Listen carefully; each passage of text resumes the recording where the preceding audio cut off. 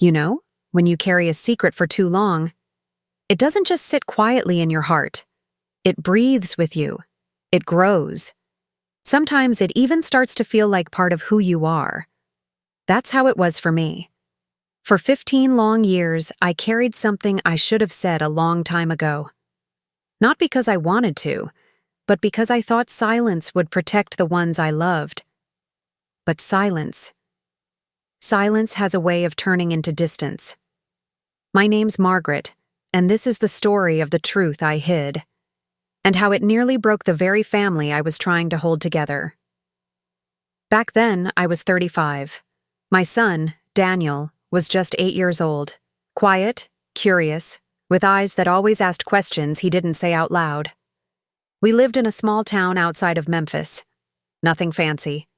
Just a one-story house with a porch swing that creaked when the wind blew. I worked at the local library part-time, and my husband, Thomas, worked nights at the mill. People thought we were happy. Maybe we were for a while. But happiness? Sometimes it's more about what people see than what you actually feel. Thomas was a good man once, hard-working, soft-spoken.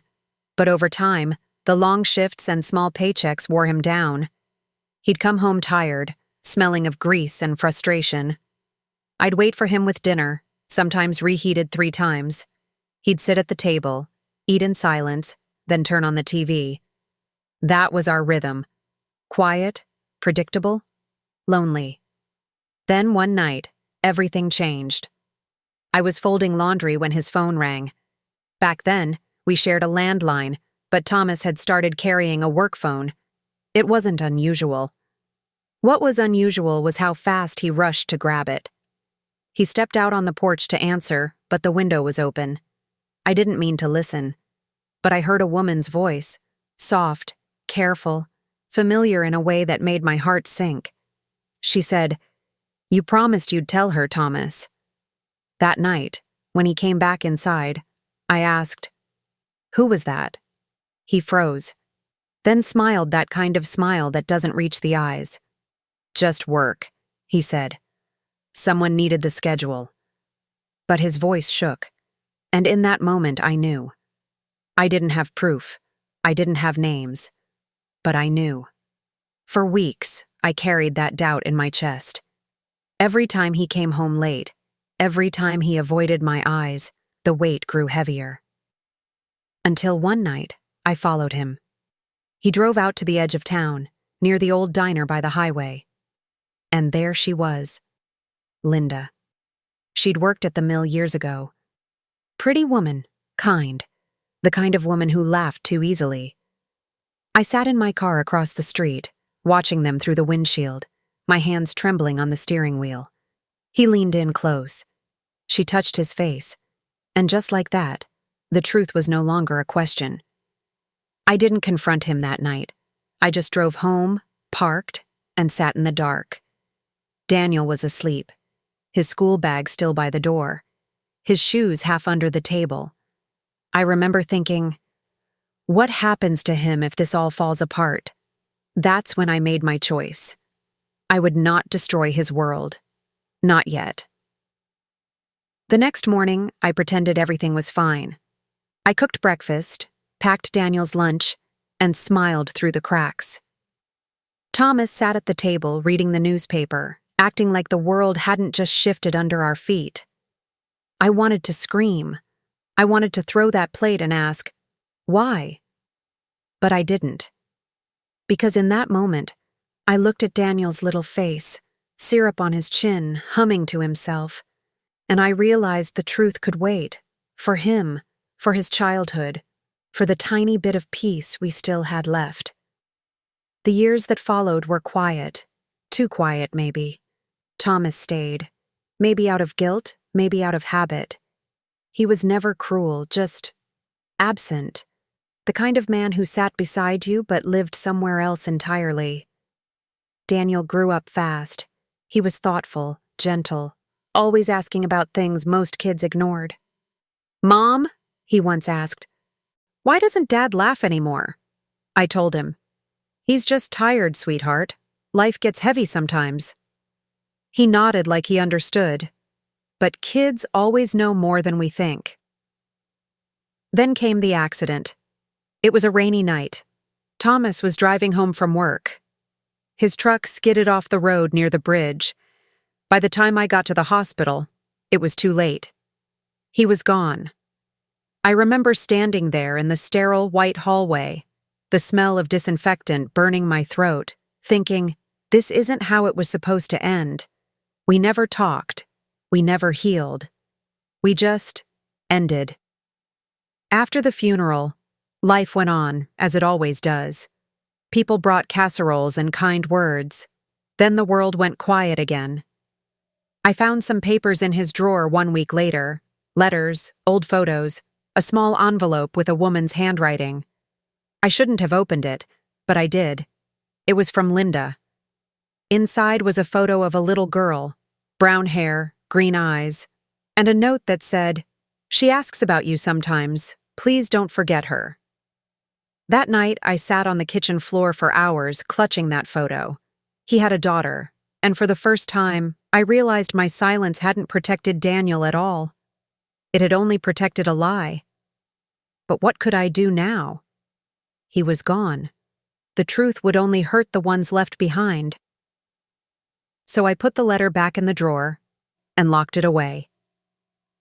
That was 15 years ago. Daniel is 23 now. He's kind, just like his father used to be before the world hardened him. He moved to the city last year, got a job, calls me every Sunday. He doesn't know. He's never known. At least not yet. Because that truth, the one I hid so long, it's finding its way back. A few weeks ago, he came home with a question that made my heart stop. He said, "Mom, do I have any other family? Like cousins or half-siblings, maybe?" I froze. I asked him why. He said, "Someone reached out to me online, said we might be related." And that's when I felt it. The secret I'd buried 15 years ago, waking up like a storm under calm water. That's where my story truly begins. Not with the lie I kept, but with what happens when the truth finally knocks on your door. When Daniel said those words, "Someone reached out to me online, said we might be related," my stomach turned cold. For a second, I thought maybe he was joking. Maybe it was one of those internet scams. But then he showed me the message on his phone. It was short, simple. "Hi, I think we might have the same father. My name is Lily." I stared at that name for a long time. Lily. It sounded innocent. Too innocent for something that could tear a whole life apart. I asked Daniel what he'd said back. He shrugged. "Nothing yet. I wanted to ask you first." I felt the blood rush to my ears. After all these years, I thought the truth had settled quietly in the past. But there it was, typed in neat little words on a bright screen. I told him I didn't know anything about it. I said maybe she was mistaken, maybe it was some mix-up. He nodded slowly, but I could tell he didn't believe me. His eyes searched mine like he was reading every unspoken word. He didn't push, though. He just said, "Okay," and went to his room. But I couldn't breathe after that. I stood in the kitchen for a long time, staring at the phone on the counter, my hands trembling. For 15 years, I had lived with a secret buried deep enough that I thought it would stay hidden forever. But truth has a strange way of finding light. It doesn't stay buried. Not really. It waits. And now, it had found my son. That night, I couldn't sleep. I kept thinking about that photo. The little girl with green eyes. Lily. I wondered what kind of person she'd grown into. Did she know about her father? Did she know about us? And most of all, did she hate me for keeping her hidden? Around midnight, I went into the living room and opened that drawer again. The envelope was still there, yellowed at the edges. I hadn't touched it in years. I opened it. The picture had faded a little, but those eyes, they were still the same. Green and soft, like Thomas's.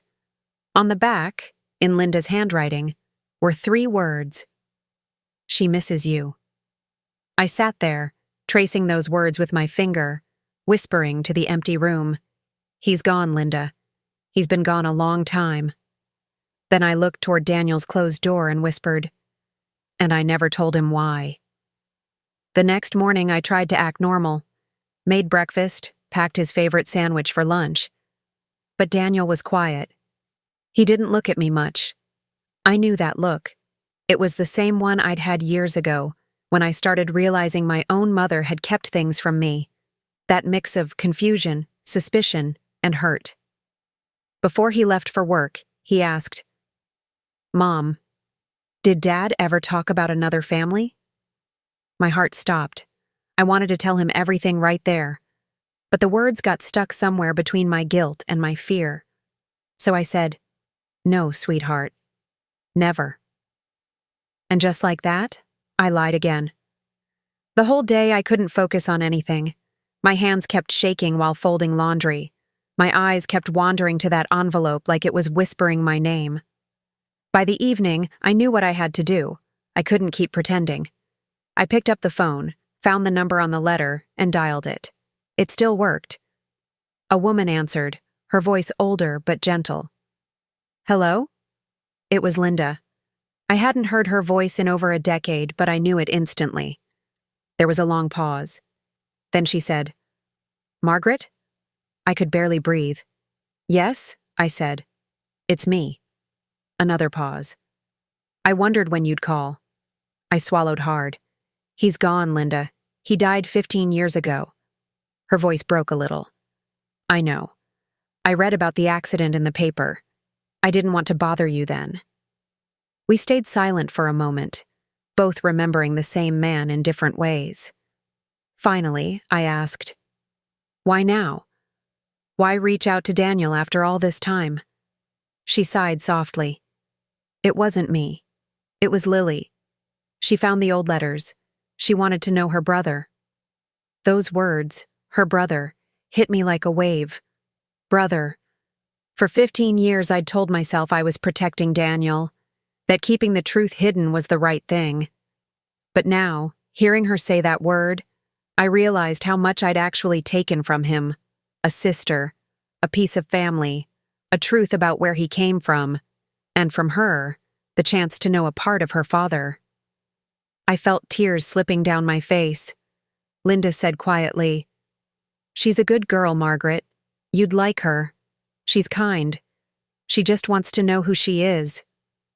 I whispered, "I don't know if I can do this." "You can," she said. "It's time." That night, I told Daniel we needed to talk. He sat across from me at the table, phone in hand, cautious.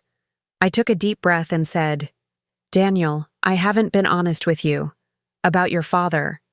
He didn't say anything, just stared. I told him everything. The woman, the letters, the photo. I told him about the night I found out and the years I spent pretending everything was fine. When I finished, the room was silent except for the hum of the fridge. He finally spoke, his voice low. "So I have a sister." I nodded. He leaned back in his chair, shaking his head. "All this time you knew?" I whispered. "Yes." He looked at me then, not angry, not shouting, just hurt. "Why didn't you tell me, Mom?"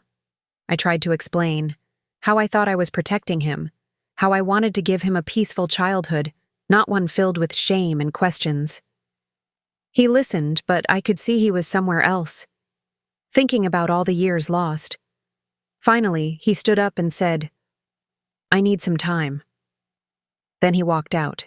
That night, the house felt heavier than ever. I sat in his empty room and stared at his childhood photos, his first day of school, his baseball glove on the shelf, the drawings he used to tape to the fridge.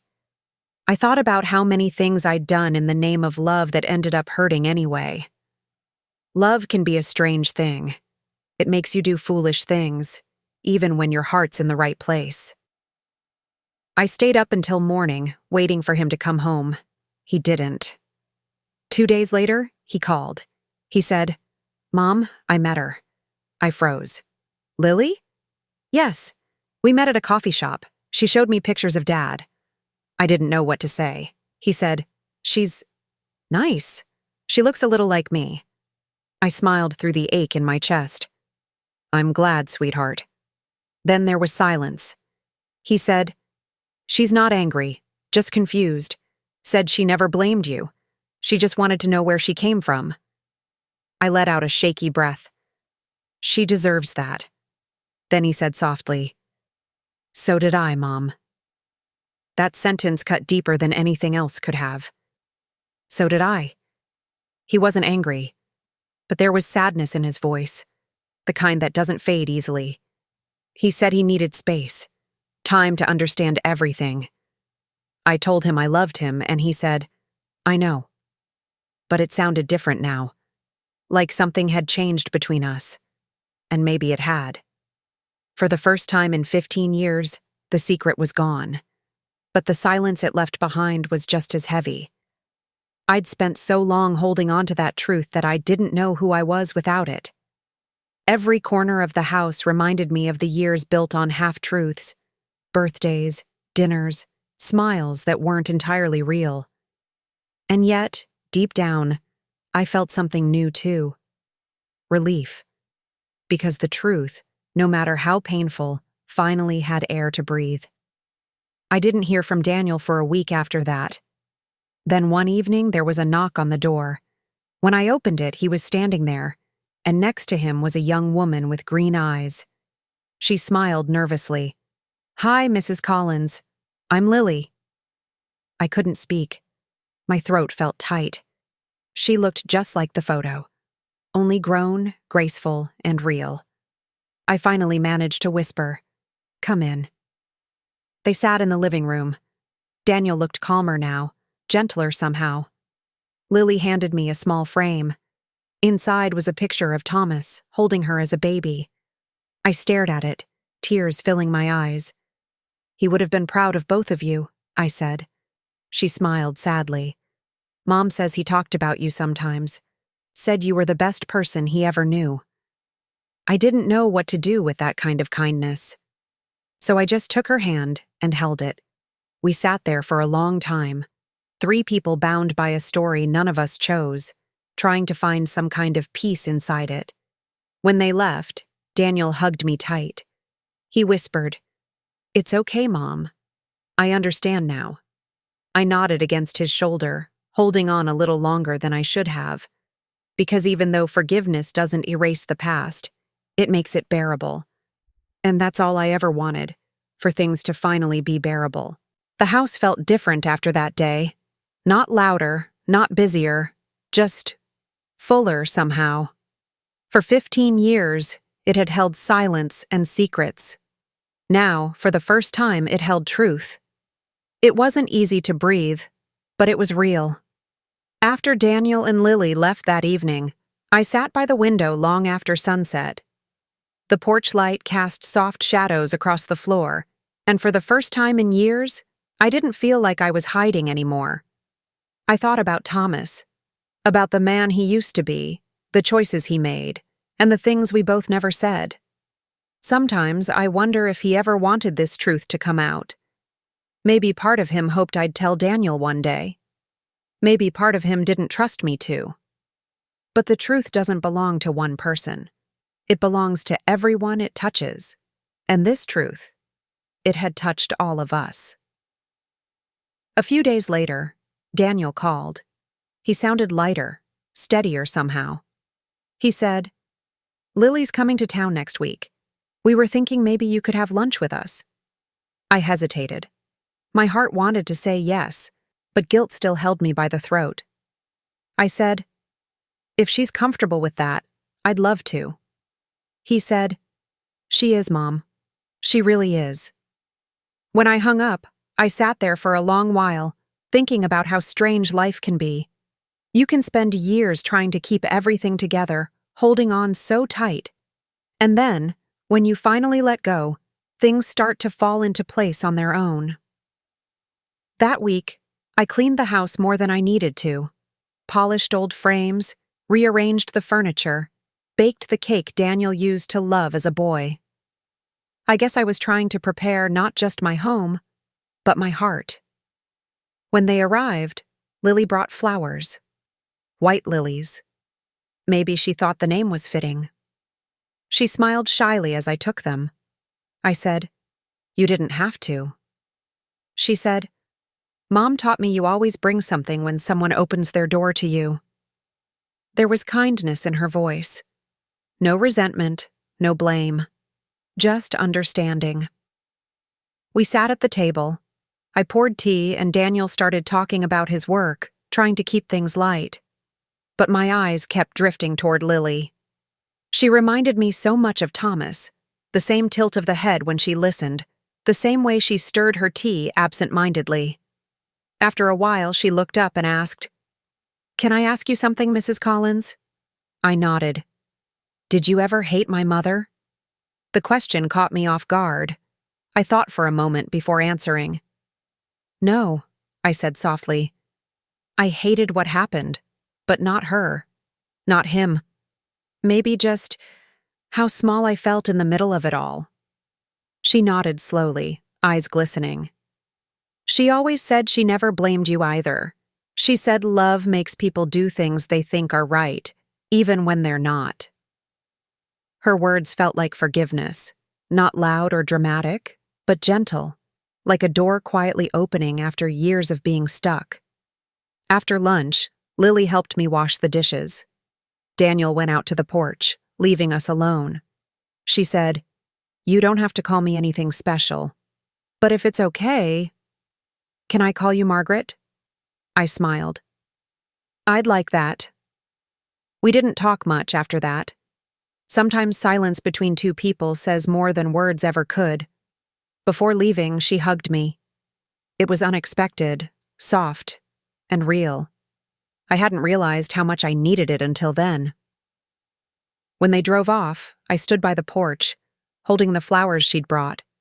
The air smelled like rain. I whispered, "Thank you, Thomas." Somehow we found our way back. Over the next few months, things started to heal in small, quiet ways. Daniel called more often. Sometimes Lily joined the call, laughing at his old childhood stories. I started to feel something I hadn't in years. Peace. But peace doesn't mean the guilt goes away. Some nights I still woke up thinking about all the birthdays and Christmases that Lily spent wondering about her father. About the moments I could have changed, but didn't. One evening, Daniel and I sat on the porch swing, just like we used to. The air was warm and full of crickets. He said, "You know, Mom, I used to think you were perfect, that you always had the right answers." I smiled. "And now?" He laughed a little. "Now I know you're human." I looked at him and said, "That's the hardest thing for a child to learn about a parent, that we're human too." He nodded. "But you did what you thought was best. I get it now. I really do." For the first time, I believed him. Later that week, I went through Thomas's old things. I hadn't opened that box in years. Inside were photos, his old watch, and a letter addressed to me. It was dated just 2 weeks before the accident. My hands shook as I opened it. He'd written, "Maggie, I know you know. I'm sorry for what I've done. I don't expect forgiveness, but I want you to know I never stopped loving you. I was a coward, and I'm paying for it every day. Please don't let our son grow up with hate in his heart. He deserves better than I ever gave you." I sat there with that letter pressed to my chest, tears soaking the paper. I whispered, "I did my best, Thomas. Maybe not perfectly, but I tried." And in that moment, I forgave him. Maybe for the first time. A few weeks later, we all went to visit his grave together. Me, Daniel, and Lily. The sun was setting behind the trees, and the light was soft and golden. We didn't say much. Daniel placed flowers down, and Lily whispered something I couldn't hear. I stood there, looking at his name carved in stone, and felt a strange mix of sorrow and peace. 15 years of silence, 15 years of holding everything inside, and now, standing there with both of his children, I finally felt that the story had found its ending. Not a happy one, not a sad one, just real. That night, when we came home, Daniel hugged me before leaving. He said, "I'm proud of you, Mom." I smiled. For what? For finally letting go. After he left, I stood on the porch for a while, the night air cool against my face. I thought about all the years that had slipped away, all the love that had survived anyway. Then I went inside, turned off the lights, and sat by the window, the same spot where, years ago, I'd waited for a husband who never came home. This time, though, I wasn't waiting.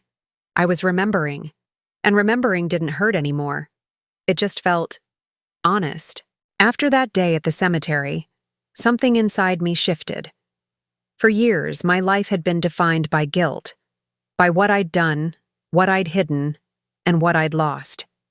Every decision, every quiet moment seemed tied to that one choice I made 15 years ago.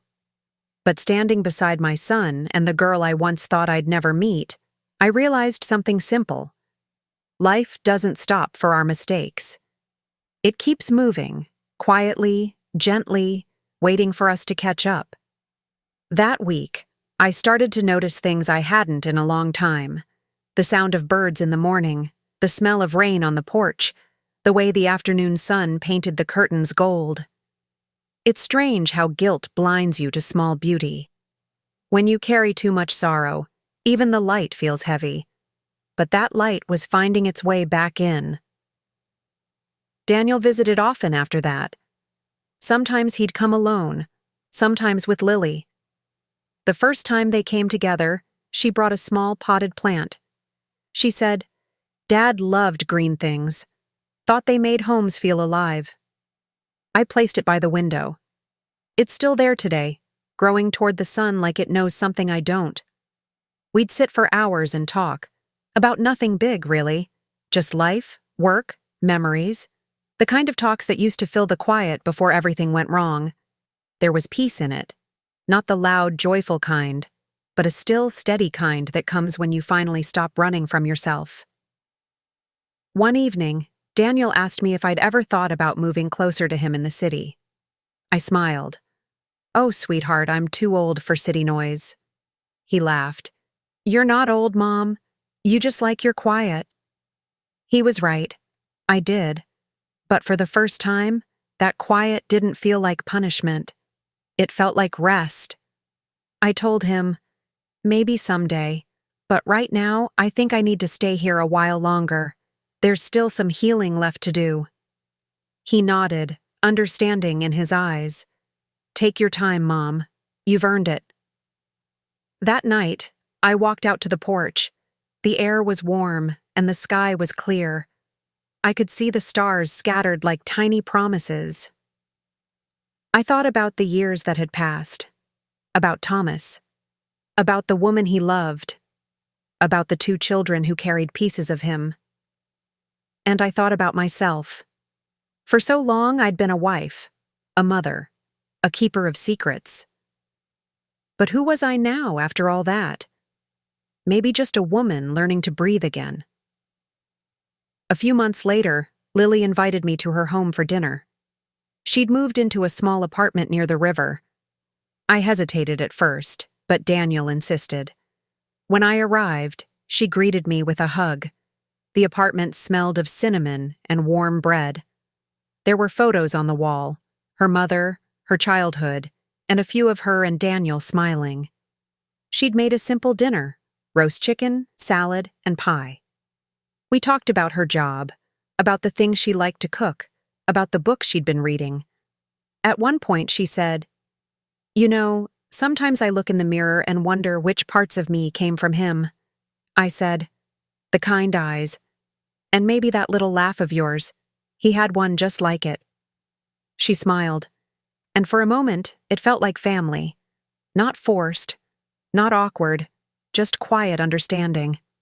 When I left, she gave me a framed photo, one of the 3 of us together from that day at the cemetery. She said, So you'll never forget that love can still grow in broken soil. Those words stayed with me. Back home, I started journaling again. Just small thoughts, nothing fancy. Things like, I woke up today without sadness. The house feels lighter. Maybe forgiveness isn't something we say, it's something we live. Every page felt like a step away from who I was and closer to who I wanted to be. I realized that forgiveness isn't about erasing the past. It's about making peace with the fact that we can't change it. One afternoon, I visited Linda. We hadn't spoken since that phone call months ago. I'd been meaning to, but I didn't know what to say. When I finally drove out to her house, she opened the door with a surprised smile.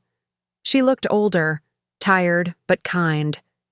We sat in her living room, sipping coffee, both unsure how to start. Finally, I said, "Thank you for raising her well." She smiled faintly. "And thank you for not turning her against me. You could have." We sat in silence for a moment. Then she said, "You know, I used to hate myself for what happened, for loving someone I shouldn't have. But seeing our children together, it makes me believe that maybe it all meant something after all." I nodded. I think it did. When I left, she hugged me tightly. Years of hurt seemed to dissolve in that simple gesture. We weren't friends, not exactly. But we weren't enemies anymore either. We were just two women who had lived through the same storm and somehow found the same shore. Spring came, slow and gentle. The garden began to bloom again. I spent mornings planting new flowers, lilies, roses, marigolds. I liked to think each one represented a piece of what I'd lost and what I'd found again. Sometimes Daniel would visit on Sundays, and we'd sit out back drinking iced tea, watching the sunset. He'd talk about his plans, his work, his future.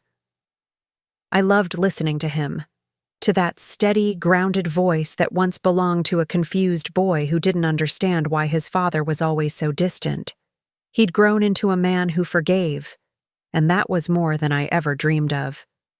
One evening, he said, "Mom, Lily's getting married next spring."